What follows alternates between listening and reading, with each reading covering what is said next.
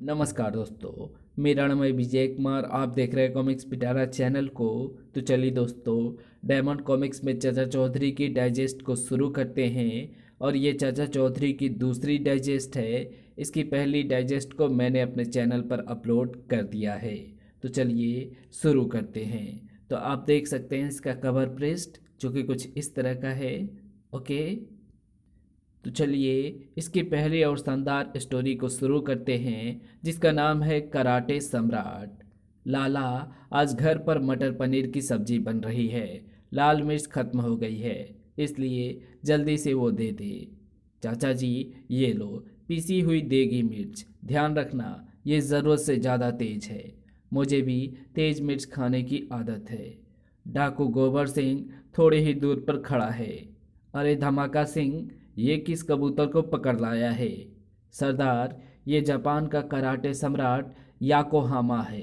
ये मिनटों में चाचा चौधरी को ठिकाने लगा देगा। अरे बेवकूफ़, बंदूक की गोलियां और बम उसका बाल बाका ना कर सके। यह याकोहारा किस खेत की मूली है? सरदार, अभी आपने कुछ देखा ही नहीं। याकोहामा, कराटे का करिश्मा दिखाओ। फटाक ताड़। देखा सरदार, तुम पास नहीं खड़े थे, नहीं तो तुम्हारी वही हालत होती जो पेड़ों की हुई है। वाह, मान गया मैं कराटे की ताकत को। वो चाचा चौधरी मेरा दुश्मन नंबर 1 आ रहा है, उसे ठिकाने लगा दो। बचो, आया मेरा वार। चौधरी, अब तुम्हारी सारी अक्ल कहाँ भाग गई? चाचा चौधरी थोड़ी लाल मिर्च हाथ पर डालता है। याकोहामा अपने अगले वार के लिए आगे बढ़ता है।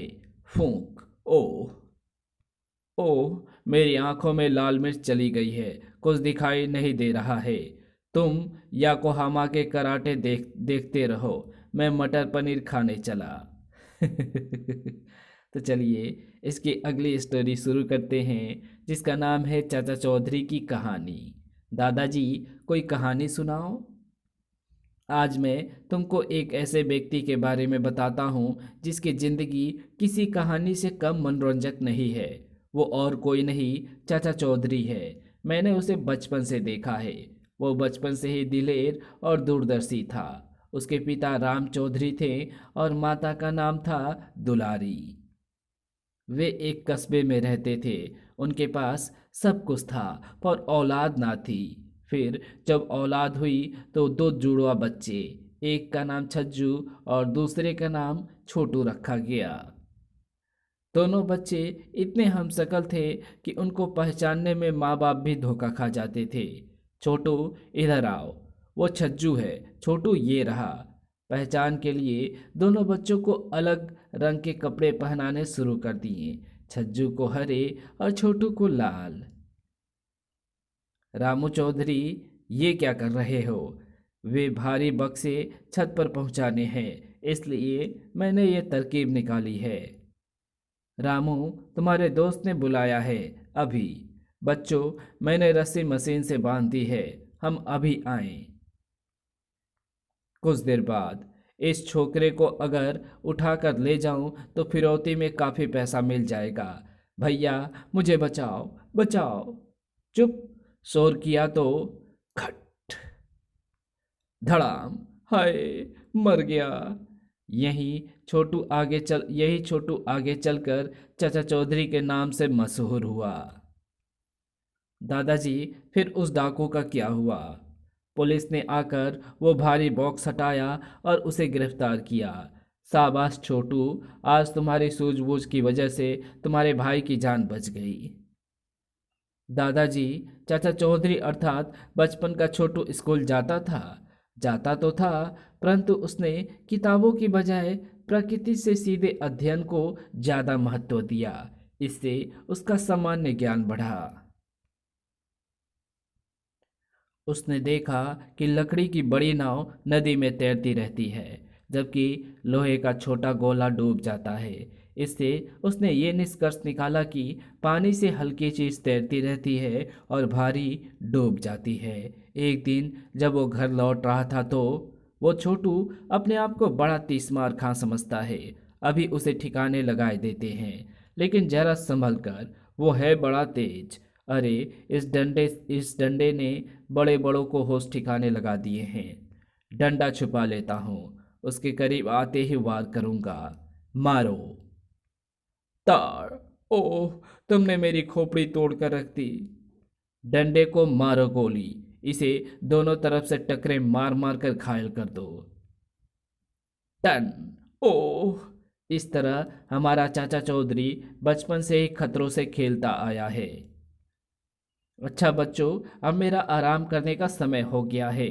नहीं दादाजी, हमें चाचा चौधरी की एक और कहानी सुनाओ। अच्छी बात है।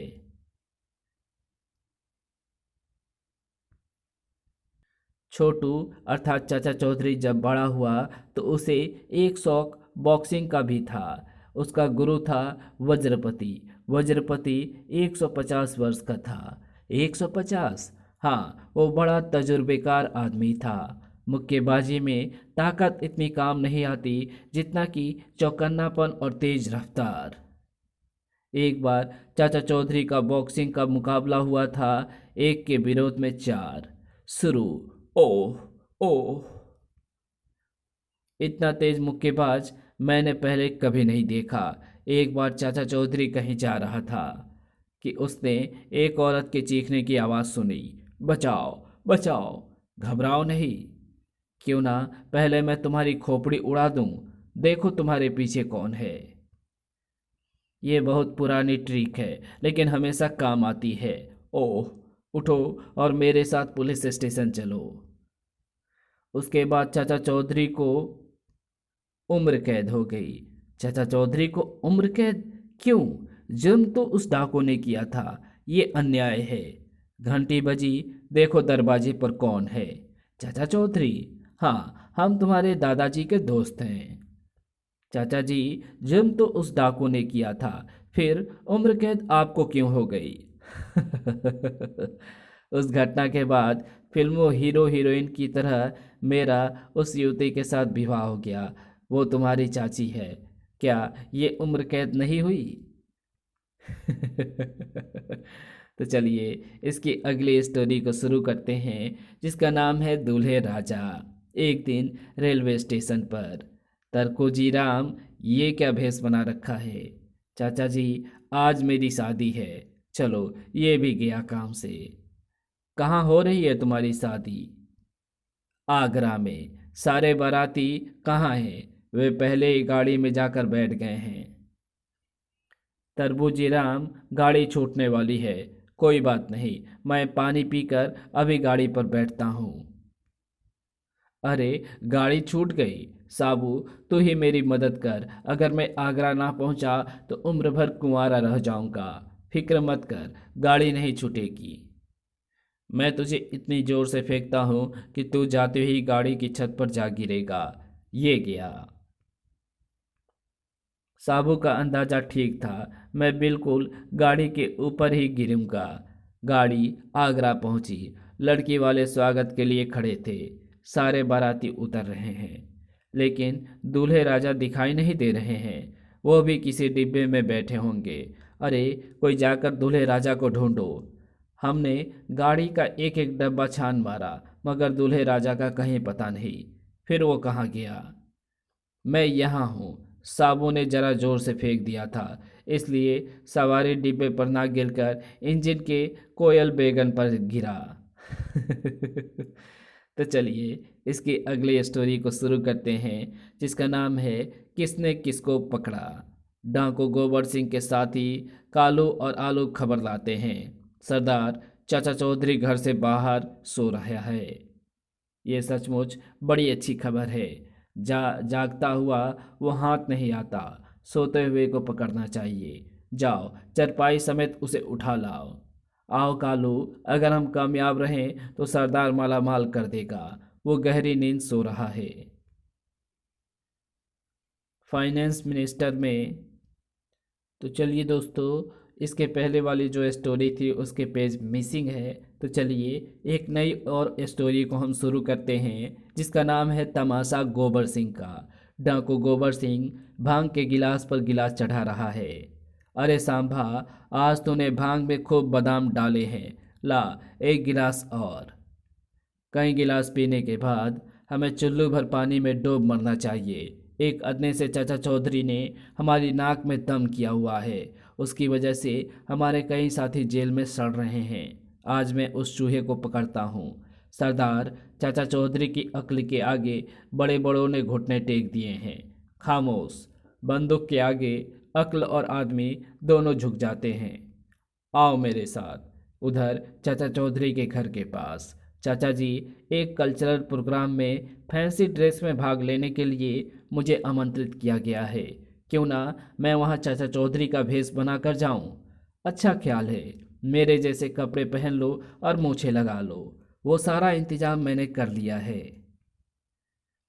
ठहरो, उसी फैंसी ड्रेस के प्रोग्राम में मैं भी जा रहा हूँ। मैं भी आप जैसे कपड़े और मूछों का इंतजाम कर लिया है। अरे भाई, झगड़ते क्यों हो? तुम दोनों मेरा भेष बनाकर चले जाओ। चाचा चौधरी का घर करीब आ गया है। उसे चारों तरफ से घेर लेना। चौधरी, बाहर निकलो, नहीं तो हम तुम्हारे घर को आग लगा देंगे। क्या आपने मुझे याद किया है? चाचा चौधरी का कद इतना छोटा कैसे हो गया? या आपने मुझे याद किया? मैं कहीं सपना तो नहीं देख रहा हूँ? अरे सांभा, देख मुझे क्या हो गया है। कभी चाचा चौधरी छोटा, कभी पहाड़ जितना बड़ा दिखाई देता है। तभी पीछे से ताड़। हाय, मर गया। टिंगो मास्टर, जाओ पुलिस को फोन करो। हेलो पुलिस, नाको गोबर सिंह और उसके साथी हमारे मेहमान हैं। आइए और इन्हें ले जाइए। चाचा जी, कहाँ है डाकू गोबर सिंह? चाचा जी, मैं नहीं, उधर हैं चाचा जी। चलो। मज़ा आ गया। अब मैं चलूँ फैंसी ड्रेस में भाग लेने। मैं भी साबू। ला भगवान, एक कप गर्मा गर्म चाय लाओ।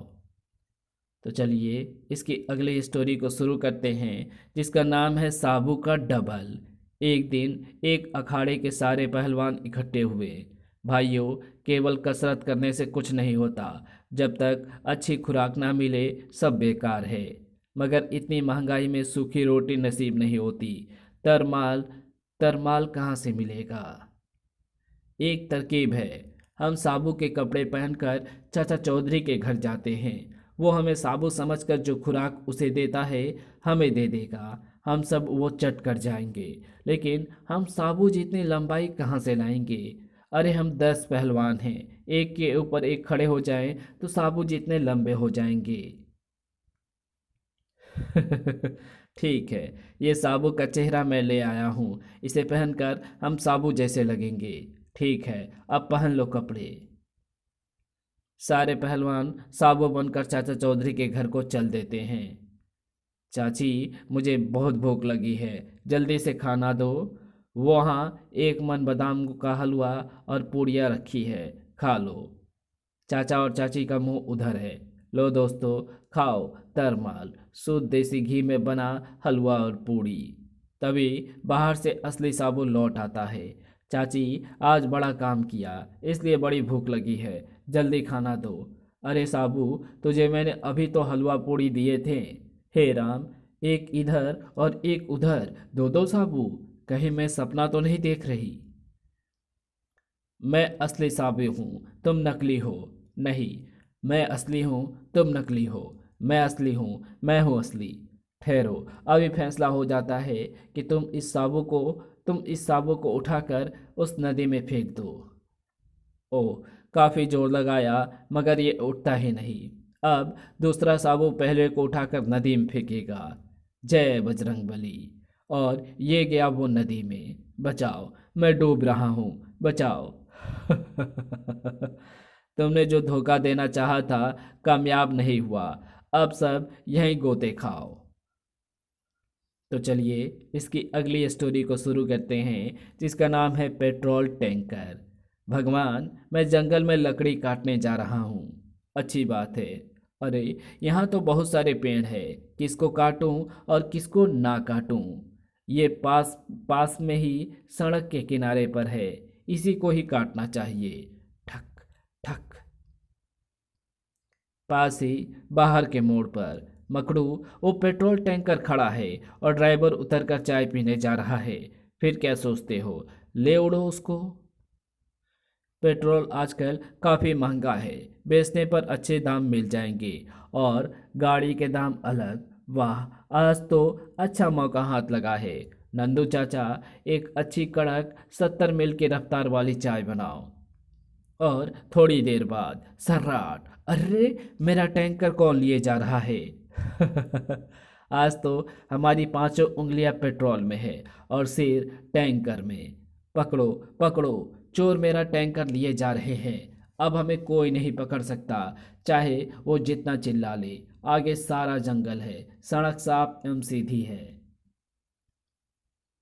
पेड़ तो कट गया, पर यह तो सड़क की ओर गिर रहा है। एक जोर की ब्रेक लगी और टैंकर एक झटके के साथ रुक गया। धड़ाम, सड़क रुकी है। चाचा जी, इस टैंकर को मत जाने देना, चोर इसे उड़ाकर ले जा रहा है। इसने पेड़ गिराकर सड़क रोकी है। मैं इस बुढ़े के दांत अभी तोड़ता हूँ।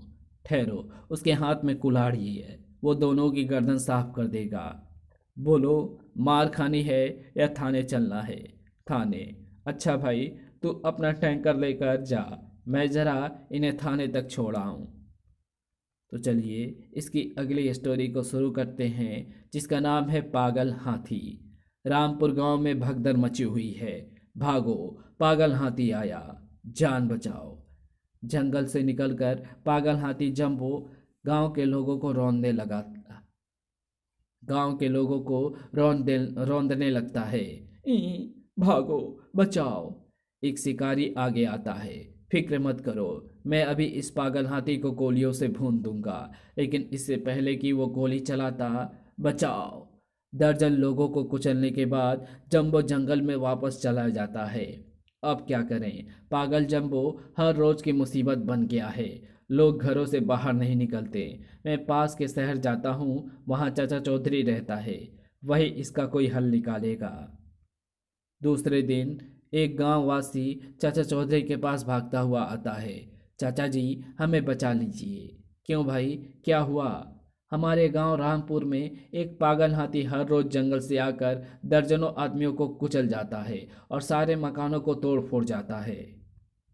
चल भाई साबू, तेरे लिए काम आ गया है, रामपुर चलने को तैयार हो जा। मैं तैयार हूँ चाचा जी। चाचा जी, हाथी बड़ा खूंखार है, क्या आप अपने साथ कोई भाला, तलवार या बंदूक नहीं ले जाएंगे? हम अपने पास कोई हथियार नहीं रखते। रामपुर पहुंचकर, गांव वासियों, अब आपको जंबो कोई नुकसान नहीं पहुंचा पाएगा, ये मेरा वादा है। तभी भागो भागो, पागल जंबो आ गया है। साबू, जंबो को रोको। जय बजरंगबली। साबू को सामने देखकर पागल हाथी साबू पर टूट पड़ता है। साबू हाथी के दांतों को पकड़ लेता है और पैंतरा बदलकर हाथी को जकड़ देता है। चाचा जी, कहो तो गला घोंटकर इसे मार डालूं। तभी एक व्यक्ति भागता हुआ आता है। न न न न, इसे मारना मत, इसे हमारे हवाले कर दो। आपकी तारीफ? मैं सर्कस का मैनेजर हूँ। यदि आप इस हाथी को हमारे हवाले कर दें तो हम इसे ट्रेनिंग देकर सर्कस के शो में पेश किया करेंगे। इसके बदले आपको मैं 1 लाख रुपए देने को तैयार हूँ। ठीक है, लाइए। साबू हाथी को पिंजड़े में बंद कर देता है। ये लो 1 लाख का चेक। चाचा चौधरी, आप इतनी बड़ी रकम का क्या करेंगे? मैं तो सीधा साधा आदमी हूँ, इतने रुपए का क्या करूँगा? मैं इसे प्रधानमंत्री के बाढ़ पीड़ित रोहत कोष में मैं इसे प्रधानमंत्री के बाढ़ पीड़ित राहत कोष में देने जा रहा हूँ। तो चलिए इसकी अगली स्टोरी को शुरू करते हैं, जिसका नाम है किलर जंबू। भाई साहब, ये सारे लोग किधर भागे जा रहे हैं? अमेरिका का पहलवान किलर जंबू आया है उसकी कुश्तियाँ देखने। आखिर इस किलर जंबो में क्या खास बात है जो इतनी भीड़ उमड़ पड़ी है? वो 10 फुट लंबा, भारी भरकम शरीर वाला आदमीनुमा राक्षस है। उसके कुश्ती लड़ने के बाद विभिन्न देशों के 25 पहलवान लंगड़े हो गए हैं। 30 ने बाजू तुड़वा लिए, 40 ने वही दम तोड़ दिया है। अब वो विश्व विजयी करने यहाँ तक आ पहुँचा है। कौन करेगा उसे चैलेंज? अगर वो इतना खतरनाक है तो चलो मैं भी उसकी कुश्तियाँ देखूंगा। अमेरिका के पहलवान किलर जंबो से मिलिए। इन्होंने चैलेंज किया है कि भारत के दो पहलवान जोरावर सिंह और कीकर सिंह ने। कुश्ती में कोई नियम नहीं। यदि किसी का हाथ पैर टूट जाए या कोई मर जाए तो कोई जिम्मेदार नहीं होगा। बाप रे, ये पहलवान है या पहाड़। जोरावर सिंह से कुश्ती शुरू हुई। अब तक 40 पहलवान जान से हाथ धो चुके हैं। 41वें तुम हो। बचाओ, छोड़ दो, मर जाएगा, रहम करो, ये अन्याय है। बेचारा मर गया। दूसरी कुश्ती कीकर सिंह से। तो तुम भी भारत के मशहूर पहलवान हो। और वो उसका हाथ पकड़कर घुमाने लगता है। ओह, बचाओ। है कोई और माइका लाल जो किलर से लड़ना चाहता है? मैं हूं। अबे बैठ जा। क्यों अपने मौत को बुला रहा है? नहीं, मैं इस चूहे से नहीं लड़ूंगा। ये मेरा अपमान है। किलर जंबू, तुम्हें विश्व चैंपियन बनने के लिए हर चैलेंजर से लड़ना होगा।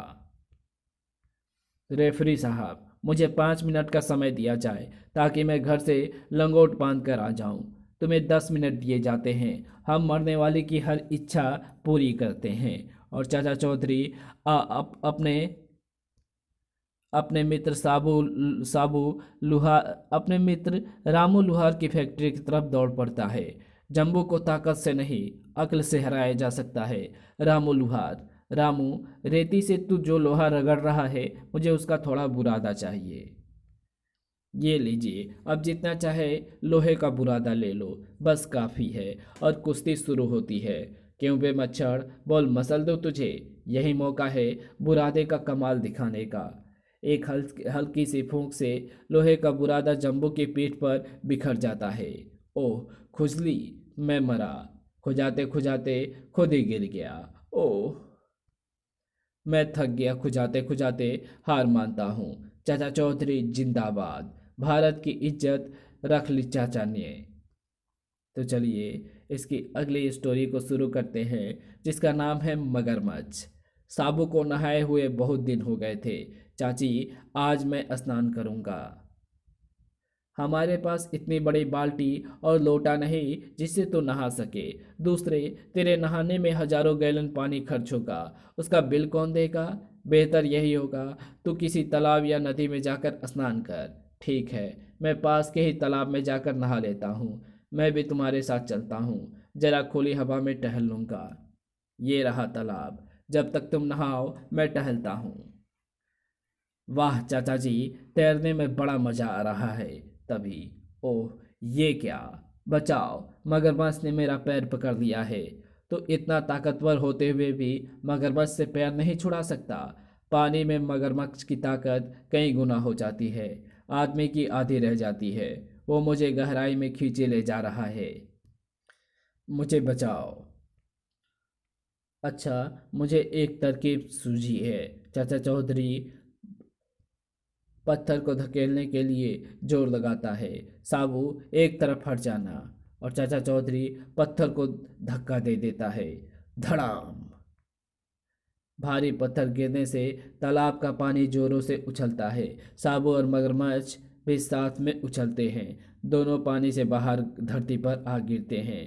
अब सूखी धरती पर मेरी ताकत ज़्यादा है और मगरमच्छ की कम। साबू पूरी ताकत से पैर झटकता है। मगरमच्छ दूर पानी में जा गिरता है। चाचा जी, धन्यवाद, आपने मेरी जान बचाई। अरे भाई, कभी तुमने मेरी मदद की और कभी मैंने तुम्हारी। तो चलिए इसकी अगली स्टोरी शुरू करते हैं, जिसका नाम है साबू और अब्दुल्ला। साबू, बड़े थके हुए दिखाई दे रहे हो? हाँ चाचा जी, एक पहाड़ काट कर आ रहा हूँ। सरकारी इंजीनियर एक जगह रेलवे लाइन बिछा रहे थे। रास्ते में पहाड़ आ गया। उनका काम वहीं रुक गया। मैंने उस पहाड़ को काट कर रास्ता साफ कर दिया। काम फिर चालू हो गया। मेहनत करके आए हो, लो, बादाम और पिस्ते वाला हलवा खा लो, दम आ जाएगा। हलवा? वाह! चाचा जी, ये तुम्हारा हलवा ही है। चाची, ये तुम्हारा हलवा ही है जिसने मुझे पृथ्वी पर रोका हुआ है, वरना मैं कभी का जुपिटर पर चला गया होता। तभी साबू कहाँ है? मैं ईरान का पहलवान अब्दुल्ला साबू की गर्दन तोड़ने आया हूँ। अरे भाई जरा ठहरो, अभी वो नाश्ता कर रहा है। वो डिस्टर्ब बर्दाश्त नहीं करता। तुम ये बहाना बनाकर उसे मेरे हाथ से बचा नहीं सकते। अगर ऐसी बात है तो अब्दुल्ला जाओ, साबू वो बैठा है। अक्लमंद लोगों ने कहा है कि सबसे पहले दुश्मन के हथियार पर कब्जा करो, बस एक ही बार में काम तमाम। तड़ाक! हथौड़ा टूट गया तो क्या हुआ, मैं तुझे मार मार कर काम तमाम कर दूंगा। ओह, इस पर तो कोई असर ही नहीं हो रहा है। तुम्हें मुक्का मारना भी नहीं आता तो फिर कैसे मारते हैं? पहले मुक्के को कसकर तानो ऐसे, और फिर उसे ऐसे रसीद करो। तड़ाक! ओह, अब वो मुझे डिस्टर्ब नहीं करेगा। तो चलिए इसकी अगली स्टोरी शुरू करते हैं, जिसका नाम है कबीर बोर बिजनौरी डाकू गोबर सिंह। अरे धमाका सिंह, ये किस कबूतर को पकड़ लाया? सरदार, ये कबीर बोर बिजनौरी है।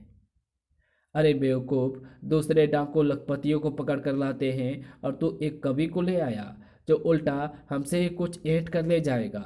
सरदार, ये कोई मामूली कवि नहीं है, इसकी कविता में जादू का असर है। बोर जी, कुछ लाइनें हमारे सरदार जी को सुनाइए। पेड़ पर काँव काँव करता कावा, बच्चों भागो आया हवा। अरे ये तो दो लाइन ही सुनकर सो गए। 2 घंटे के बाद नींद खुलने पर इतनी बोर कविता मैंने जिंदगी में कभी नहीं सुनी, इसलिए मैं इस कवि को लाया हूँ। मेरी योजना ये है कि कविवर बोर अपनी कविताएं चाचा चौधरी और साबू को सुनाकर उन्हें सुला देगा। उनके सोते ही हम उन्हें गोलियों से भून देंगे। वाह, अच्छी तरकीब है। आओ चलें। कभी बोर, तुम जाकर उन्हें कविताएं सुनाना, हम पास ही छिपे रहेंगे। साबू, लगता है कोई आ रहा है। चाचा जी, कभी भर बोर जी इधर आ रहे हैं। मर गए, उनकी कविताएं सुनना अपनी सहन शक्ति के बाहर है। चाचा जी, मेरी पहली कविता का शीर्षक है कौवा और हवा। पेड़ पर काँव काँव करता कावा, बच्चों भागो आया हवा। मेरी दूसरी कविता का शीर्षक है चांद और गधा। गधा जानवर बड़ा समझदार है, लालच की चांद चमकदार।